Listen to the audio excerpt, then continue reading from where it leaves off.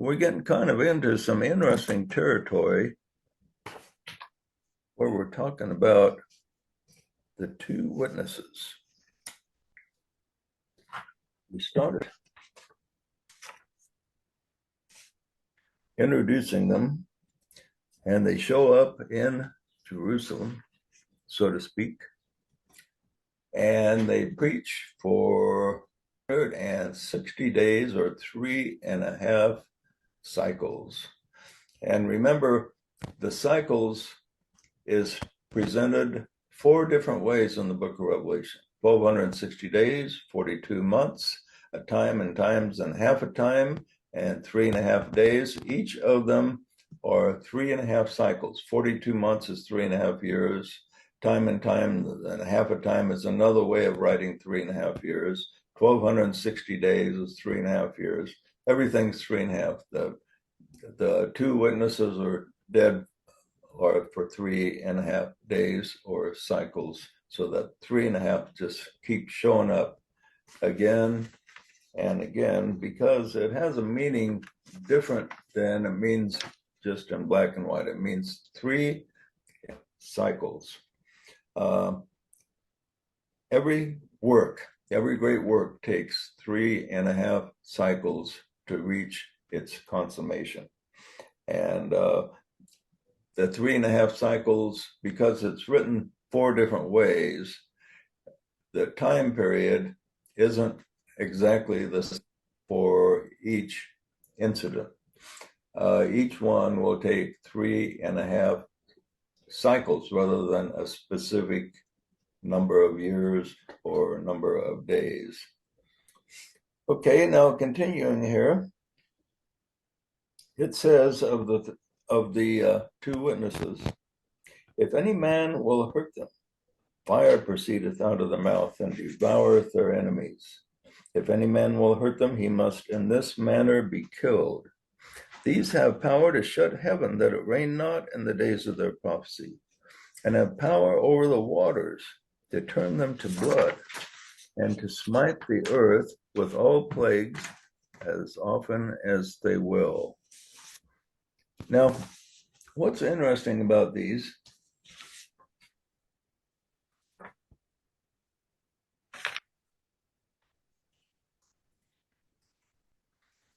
is the way the public expects the prophecy to be fulfilled. Just imagine if it's literally fulfilled. You have 2 beings of some kind. Because they're so powerful, a lot of people think there will be supernatural beings like appearances of Moses and Elijah showing up in immortal bodies or something like this. Others think it could be regular mortals, but mortals given supernatural powers from God. But what's interesting about this is the tremendous powers they have. It says, if any man tries to hurt them, fire will proceedeth out of their mouth and devour their enemies. Okay, so let's suppose a couple of guys show up in Jerusalem and they say, it says they have power to create plagues, power to stop the rain. So during the days of the prophecy, it says there won't even be any rain. So that's going to really create a problem. So these guys show up. They have power over the weather. They fire. If somebody decides we don't like these guys, let's try to kill them. Well, fire comes out of their mouth and devours these guys up. So, and they have power over the waters to smite them so that they turn to blood. And they have all these tremendous powers here. They can smite the earth with any plague that they want. So none of their enemies has any power to hurt them for 3.5 years, according to the literal prophecy. If somebody showed up like this, even if it wasn't in Jerusalem, if it was a city like Jerusalem, like Salt Lake, which is also next to a Dead Sea, it would be so obvious that, whoa, wow, this is the fulfillment of Book of Revelations of the two witnesses. Boy, we better respect these guys. So who would really go against them if there's about half of the world thinks that this prophecy is going to be literally fulfilled? When you think of it this way, if it happened literally, it would be so in your face fulfillment that you would almost have to believe it. And even the bad guys would really would almost turn into believers. But prophecy is never fulfilled the way people think, and it's always fulfilled just a little different. So let's look at the esoteric meaning. Remember, this is about the path of the disciple. And what are the two witnesses? We talked about this last week. Instead of the two witnesses being two men that show up and with these marvelous powers, what are the two witnesses? What Your are words and your works. right? Your words and your works. In other words, when Jesus showed up, and this is about the evolution of a disciple like Jesus, or another example I give of a great disciple is Abraham Lincoln, or somebody like Galileo. No, The innovators of the world all have similar witnesses. Their words and their works witness to who they are and what they're doing, and that their work is associated with the light. So anyway, so it's their words and their works. So what happens when they show up? It says that people, you know, people basically want to hurt them, it says. But when this happens, fire proceedeth out of their mouth. Why would people want to hurt them? And this happens when an innovator shows up. Let's take Galileo, for example. He shows up and he says, hey, we thought the earth was the center of the universe. No, I got proof. It's not the center of the universe. So people, the authorities wanted to hurt him, wanted to destroy his words and his works. Abraham Lincoln shows up and says, a nation cannot exist half slave and half free. This can't be, it has to change. And they didn't like that. They didn't like his words. So they attacked him, and the South rebelled against him. So, when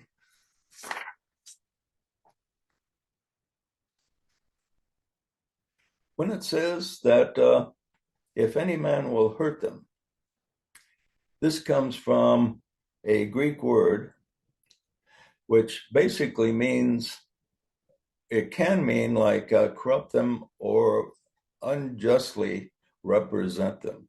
And this is what happens when an avatar or a disciple creating change, he presents the change in his words and his works, and people don't like it, and so he's misrepresented. They will say, this guy, he's like the devil himself. He's like Hitler.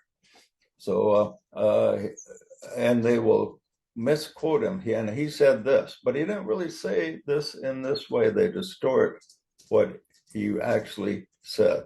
They they don't. did that with Tesla. Nikola Tesla, they did that with. Oh yeah, they do that with every disciple that shows up to bring change to the world. They will say, well, this guy is a big problem. Yeah, Edison did that with Tesla. Edison says, this alternating current that Tesla come up with is dangerous. I'm going to show you how dangerous it is. We're going to electrocute An elephant. Yeah, what they do, an elephant or a man, or I An can't elephant. an elephant. Yeah. And they electrocuted an elephant to show see how dangerous this is. That's what Edison tried to do, and Edison was a disciple himself. He shouldn't have done that, but he distorted the work of Tesla and made everybody afraid of it. It made it more difficult to implement the alternating current. But fortunately, the alternating current survived. So the enemies of the words and the works, the enemies of the two witnesses, the words and the works of the disciples, they attack them by distorting them. They distort the words and they distort what the disciple is trying to do. So you'll recall when they accused Jesus of working through the power of Beelzebub, which was another name for the Satan or the devil of the time. And so when Jesus showed up with great words and works, they say, you can't trust this guy.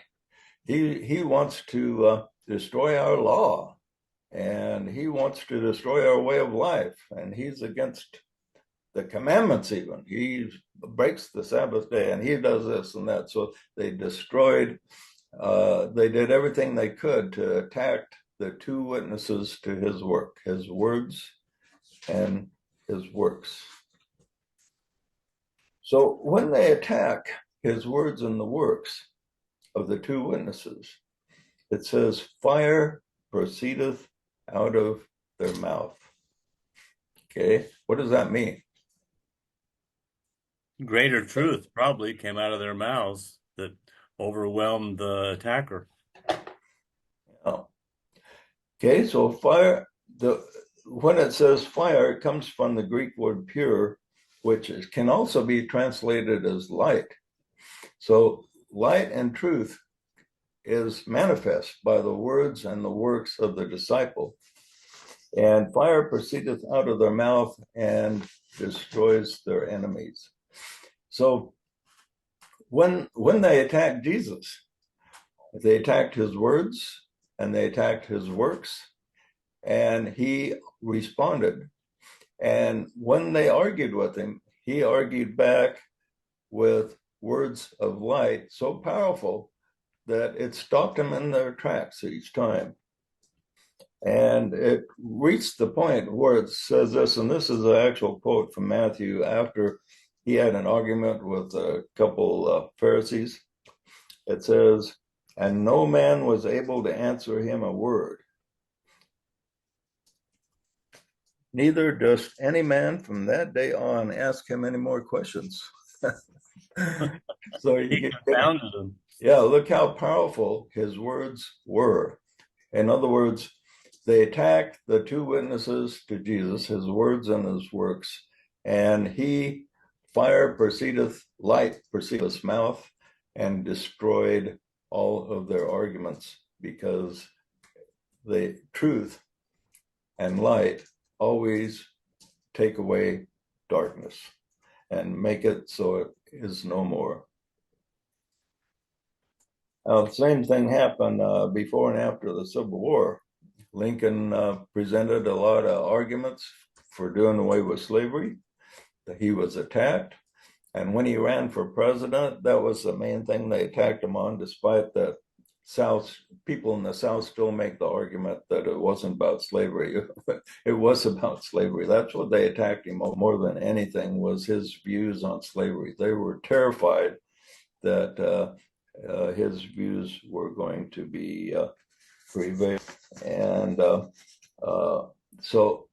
but they did prevail. The light and the truth of the idea that slavery needs to be abolished is so true that it prevailed and destroyed all the arguments. Now, in our age now, who is arguing that we need slavery back? I could use a few slaves. Yeah. But just teasing, just joking. Yeah, we have a different type of slaves today, but with the physical slavery, no one is arguing for that today. Okay, now the next verse reads, these have power to shut heaven, that it rain not in the days of their prophecy, and have power over the waters to turn them to blood, and to smite the earth with all plagues as often as they will. Okay, these, the two witnesses, have power to shut heaven, that it rain not in the days of their prophecy. Okay, let's see if we can get somebody besides Curtis to give a comment on that. Anybody got any ideas what that means? What does heaven symbolize? Your highest light, your highest knowledge, your divine aspect. Okay, let's see if we can get somebody else to comment. Okay, I'll shut up. You have to meet Curtis. Yeah, you try to make me shut up. You can't make me shut up. Well, Well, I see Adam's face here. So what does heaven symbolize, Adam? the mental, the higher Right. soul. That's right. Okay, so these have power to shut heaven. What does that mean? That it rain not in the days of their prophecy.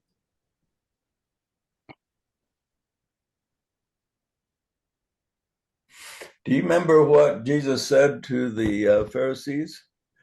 You shut yourself off from the key of knowledge so that uh, you do not enter into, I think it was heaven or something like it. Those who follow you. You make them twofold or the child of hell than yourselves. Yeah. So when Jesus went and taught, let's put Adam back on here. When Jesus went and taught these Pharisees, they thought they had all kinds of Pharisees and scribes and the lawyers, the authorities of the day. They thought they had all the knowledge of the kingdom of God. But during the days of the prophecy or the words and works of Christ, did they receive anything from heaven? Nothing, kind of like the Mormon church. Yeah, right. So yeah, all kinds of people are surfacing to try to give light to the Mormons, and are they receiving revelation? It's No, shut. they're not receiving revelation either. And how about during the Civil War? Did the South receive any light about producing greater freedom for humanity? None. Right. So when the words and the works of the disciple are out there in the open, and the as it says here, heaven is shut to those who oppose the words and works of light. So when the words and works of light of a disciple are opposed, those who oppose, heaven is shut, and the rain symbolizes receiving inspiration from heaven. No inspiration comes, there's no rain, there's no connection to heaven, there's no soul connection. The soul connection of those who oppose the disciple or disciples with their words and works. The heavens are shut and it does not rain. That's interesting to think about, don't you think? What do you think, Moni? I think so. Okay. Well, can I just say one thing?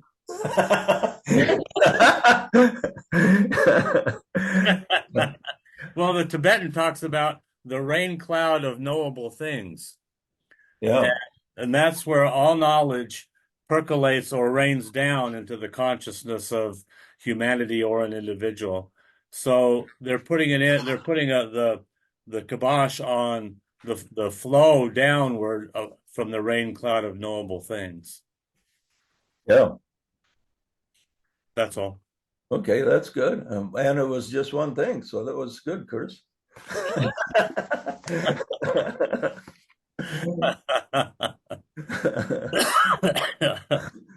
I got more, but for later. Okay. Next verse. And these have power over waters to turn them to blood, and to smite the earth with all plagues as often as they will. Okay, what's the symbolism of water? Let's pick on Asaf. What does water symbolize? Emotions. Right. And what do you suppose blood symbolizes here? It can symbolize life in some interpretations, but Yeah, but not this. not in this context. It symbolizes something else. Yeah, I thought usually it's life, but it doesn't fit here.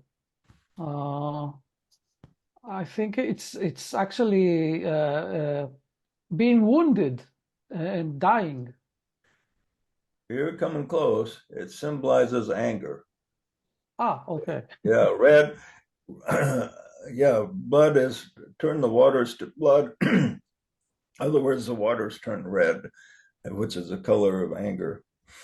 And this is what happens. The disciple comes forth with innovative words and works, and it always disturbs the authorities of the world. Every disciple, if he's a true disciple, he will be disturbing the authorities of the world somewhere, and they will come forth and try to destroy him. And it says these witnesses, these two witnesses, have power over the emotions to turn them to anger. And this is what happens. Enemies of the two witnesses, the ones that don't want change, become very emotional. They're on the emotional plane to begin with, and they become very angry, and they attack out of anger. Okay, it's interesting how this corresponds to, we can correspond this to the words of Jesus. His enemies became very angry at him, as well as Abraham Lincoln was a great example, Churchill, Martin Luther, Galileo, Tesla. You look at every innovator, he produced a lot of anger in people that opposed him and did not want change. Now we go on to the death of the witnesses, and there's a couple verses here I'll read just to give us an overview. And when they shall have finished their testimony after 3.5 cycles, the beast that ascendeth from the bottomless pit shall make war against them, and shall overcome them and kill them. And their dead bodies shall lie in the streets of the great city, which spiritually is called Sodom and Egypt, where also our Lord was crucified. And they of the people and kindreds and tongues and nations shall see their dead bodies 3 days and a half, and shall not suffer their dead bodies to be put in graves. And they that dwell upon the earth shall rejoice over them, and make merry, and send gifts to one another, because these two prophets that tormented them that dwell on the earth.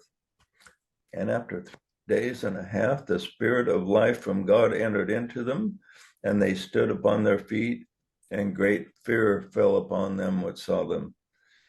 And they heard a great voice from heaven saying unto them, Come up hither. And they ascended up to heaven in a cloud, and their enemies beheld them. And that same hour there was a great earthquake, and 1/10 part of the city fell. And in the earthquake were slain of men 7,000, and the remnant were affrighted and gave glory to God.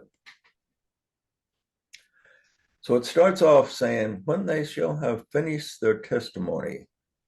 Now, finish comes from the Greek word teleo, which is derived from teleos, which is the Greek word for perfection. It's the word for perfection that is used in association with Jesus. And it doesn't mean perfect as far as being flawless. It means perfect as far as finishing the work that was intended to accomplish. So in other words, when the two witnesses have done their work, have prevailed and permeated society in the way that was intended, then it says, then the beast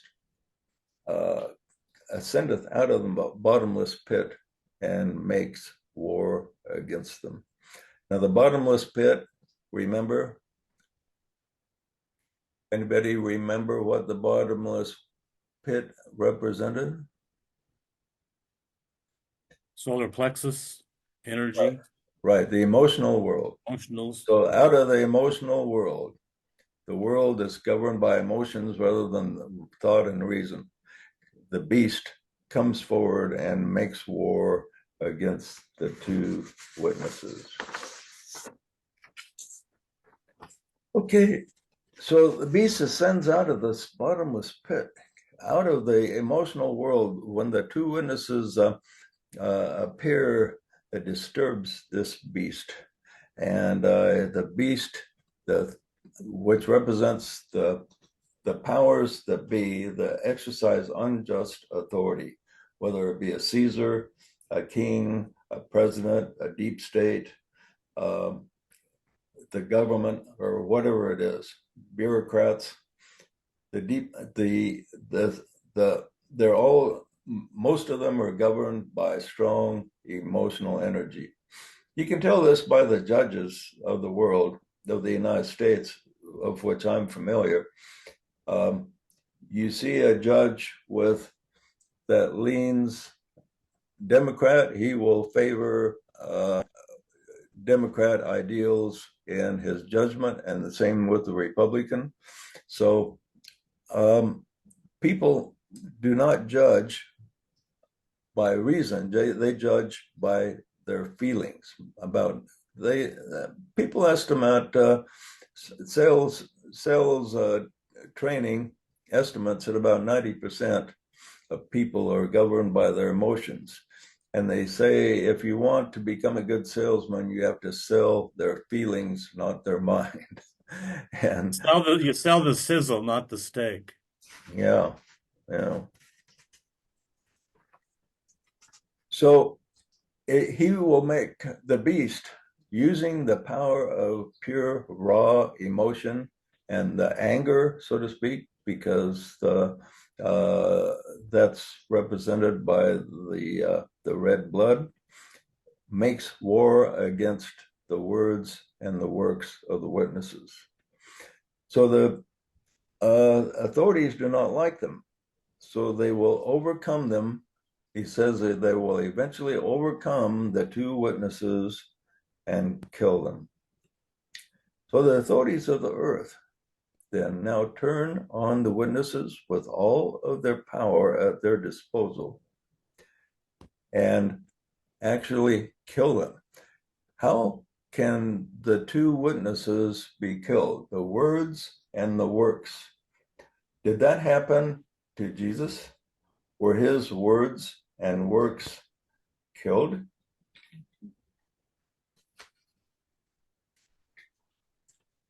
What happened? Yeah, the church has distorted his teachings. Right. This happened The Roman Empire, actually. yeah. Now the witnesses are neutralized as soon as they come forth. The beast, with the authorities of the world that feel threatened by these, because the two witnesses always bring change, and people don't want change. If they have power, they don't want their power to be lessened.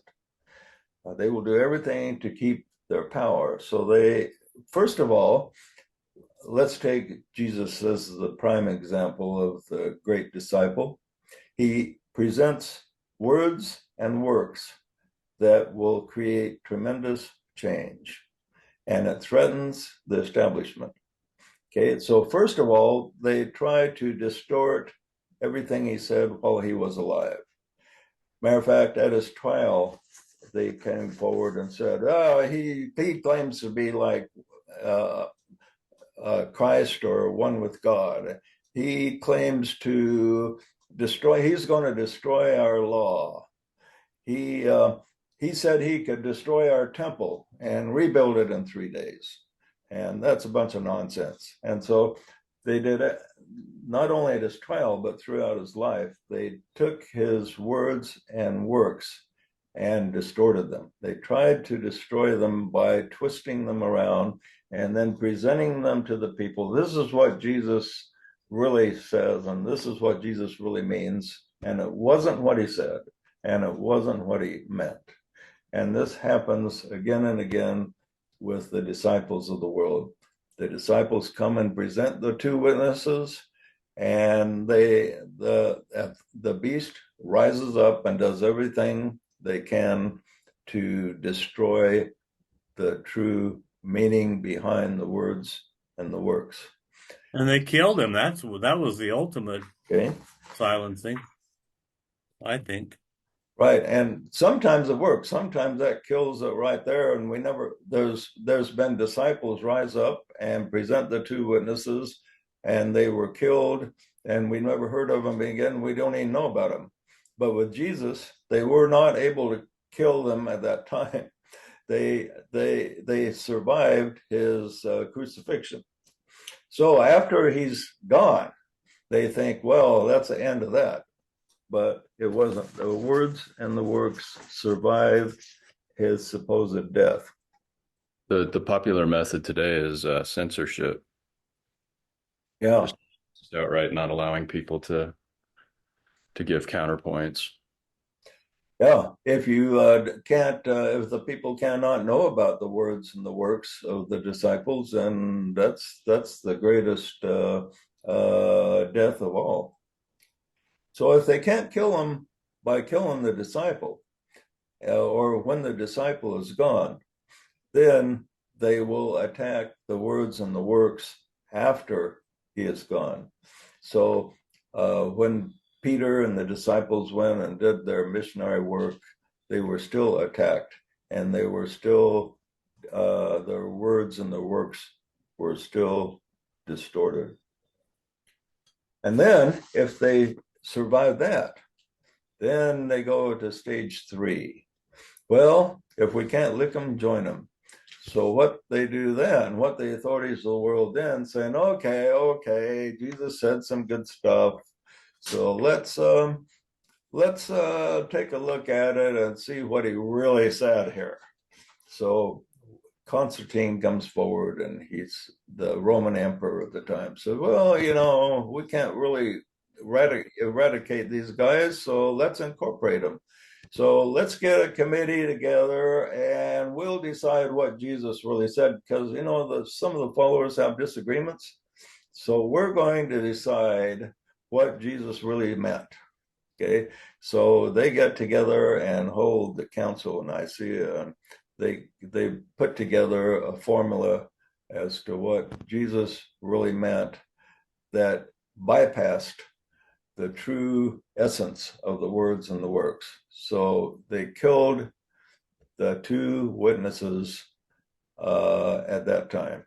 And their dead bodies, lie dead in the streets for a period of time. And this is where we'll continue next week, and talking about how their dead bodies lied dead in the streets for 3.5 cycles. Okay, any comments or questions on what we've covered so far? Well, I think you're right on with the Nicene Creed, where they just corrupted all of his teachings. The whole principle of the Godhead was corrupted in a way that they can't even really explain what they believe, how they believe it. 3 and 1 and 1 and 3 and all that. Yeah, and they destroyed many scriptures they didn't like. So Reincarnation. There's a lot of scriptures that are mentioned by the early church fathers that we can't find any copy of anywhere, not even in the Dead Sea Scrolls. So the Dead Sea Scrolls did surface some stuff, but there's quite a few books quoted by the early fathers that are just, we have no idea where they are.